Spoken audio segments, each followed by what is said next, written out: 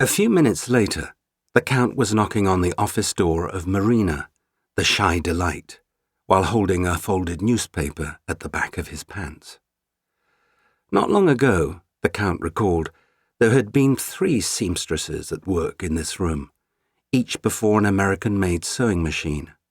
Like the 3 Fates, together they had spun and measured and cut, taking in gowns, raising hems, and letting out pants with all of the fateful implications of their predecessors.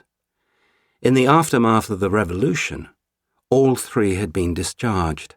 The silent sewing machines had, presumably, become the property of the people. And the room? It had been idled like Fatima's flower shop.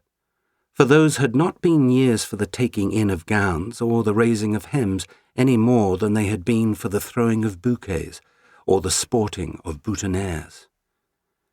Then, in 1921, confronted with a backlog of fraying sheets, tattered curtains, and torn napkins, which no one had any intention of replacing, the hotel had promoted Marina, and once again a trustworthy seam was being sewn within the walls of the hotel. "Ah, Marina," said the Count when she opened the door with needle and thread in hand. "How good to find you stitching away in the stitching room."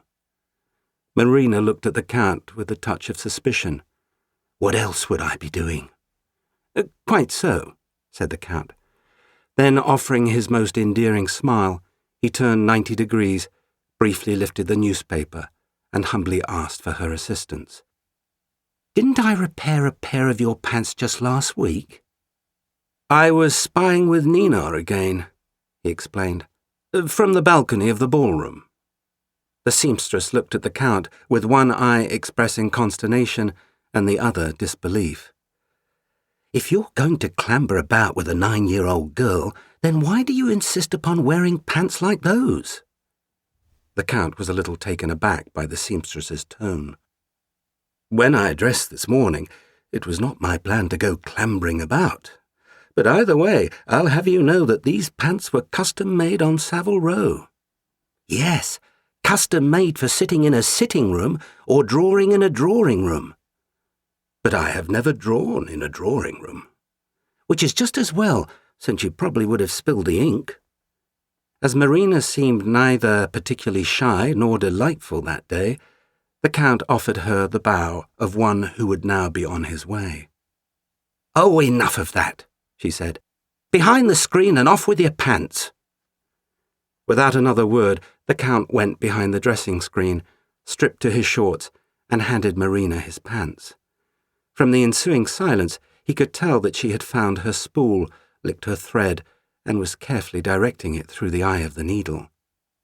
"Well," she said, "you might as well tell me what you were doing up in the balcony."